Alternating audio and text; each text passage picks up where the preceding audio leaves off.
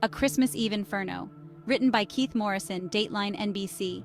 The flames erupted with a terrible beauty, devouring the night sky. Christmas Eve, 1945, should have echoed with carols and laughter. Instead, a raging fire consumed the Sodder family home, leaving behind only ashes and questions. 5 children, gone, vanished. The charred remains of the house offered no answers, only a chilling silence where laughter and life once thrived. The nightmare of the Sodder family had begun, a mystery destined to haunt America for decades to come. The Sodders of Fayetteville. George and Jennie Sodder, Italian immigrants, had built a good life in Fayetteville, West Virginia. Hard work, a close-knit family, the American dream within reach. 10 children filled their home with energy and love.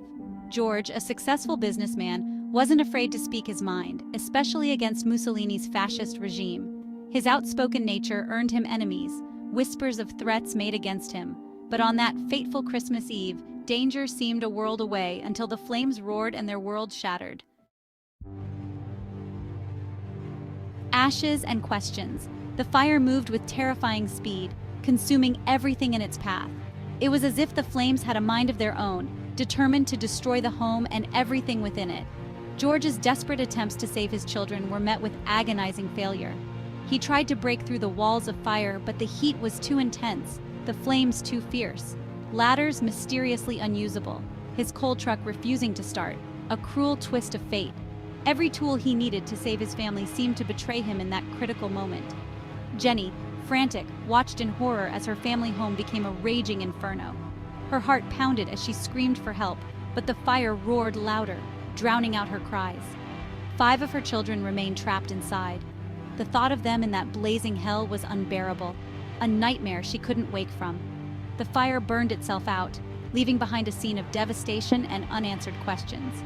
The once lively home was now a skeleton of charred wood and ash. The authorities, after a cursory search, declared the fire accidental, the missing children presumed dead in the ashes. Their investigation was swift, their conclusions seemingly final. But Jennie couldn't shake the feeling that something wasn't right. The official story didn't add up, and her mother's intuition told her there was more to the tragedy than met the eye. Days turned into weeks, then months. The official explanation, a faulty electrical wire, did little to quell Jennie's growing suspicions. The grief was unbearable, but it was the nagging inconsistencies that fueled her relentless pursuit of the truth. Why hadn't the fire consumed the children's bones, as fire that hot should? Where were the 5 bodies? Jennie began her own investigation, driven by a mother's unwavering belief that her children were alive. Her search for answers would consume her life, turning every day into a torturous echo of that horrific Christmas Eve. As Jennie and George dug deeper into the past, they uncovered a series of unsettling clues that seemed to weave a complex web of mystery and sorrow. Each document they found, each record they examined, only added to the growing sense of unease. A witness came forward, recalling a chilling memory of seeing the children in a passing car as the fire raged on that fateful night. The image of the car, illuminated by the flames, was seared into their mind, a haunting vision that refused to fade. Then there was the strange phone call. A man, his voice eerily familiar, asked for a name not connected to the family. The call was brief, but the chilling tone lingered long after the line went dead, leaving more questions than answers. Years later, an anonymous letter arrived, containing a photograph that would reignite the family's hope and despair. The photograph, old and worn, was a piece of the puzzle they never expected to find. The photograph showed a young man, his eyes filled with a haunting sadness, bearing a striking resemblance to one of the missing Sodder boys. The resemblance was uncanny, stirring emotions that had long been buried.